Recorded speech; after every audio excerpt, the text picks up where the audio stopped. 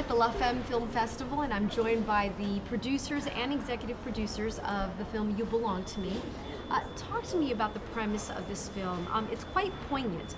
I know we touched upon it right before we started about a story, a true story, that's based in the 1950s in Florida, an African-American woman. I've given a small tease, but can you elaborate on that a bit? This is the true story of an African-American woman by the name of Ruby McCollum, who lived in Live Oak, Florida 60 years ago. They were a wealthy family, well-educated family. She had 3 children when a white doctor came into the town.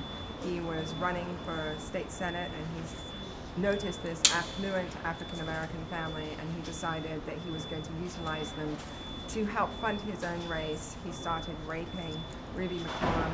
He got her pregnant. She was forced to raise his child and her family. And after 4 or 5 years of this abuse, she shot him. And her court case was the first landmark case where an African-American woman in the South accused a white man of raping her. And it's what happened to her afterwards. And her case has haunted jurors and prosecutors for years, for 60 years, and it's still a huge secret, and people are still very frightened to talk about it. It is still something that is silenced, and this is the film that is ripping back a veil of silence on a practice that was happening in America still in the 50s, that was left over from the slave trading days, where white men had the right to rape and take black women regardless of age or marital status, rape them and force them to bear their children with no consequence. And Ruby changed all of that by her actions. She was a woman who stood up for her rights when she had none, and changed something that was in practice for so long. And that's why we're so thrilled to premiere our film here at the La Femme Film Festival, a festival that is for women, about women, and our film is about all the Rubies in the world that existed in that period of time, and whose families still carry those memories today. And Hilary, you were sharing with me that this was actually, it's obviously inspired by a true story. It was written as a book. However, as you and your team started doing research, you found that there was so much more to tell. We thought we understood the book. The book was written by William Bradford Huey. He was a very famous civil rights journalist back in the 40s and 50s.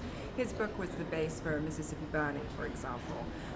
But his book was a white man's take in the Southern era, and he wasn't getting the truth of what was really going on. But his book was incredibly compelling, and it was not allowed. It was banned in the state of Florida. And this is a book that everybody tried to get their hands on and couldn't. And we took that book as the basis for our documentary, and we're also going to be making a feature film after this documentary as well. And I know Hilary, Judith, both of you were co-producers on this. Kitty, you're executive producer. Yes, I know that all of you ladies have worked on this for quite a while. Talk to me about this creative process and how long it took. Well, I found out that the book was available at our local library. I was asked to read it by Dr. James Haskins from the University of Florida.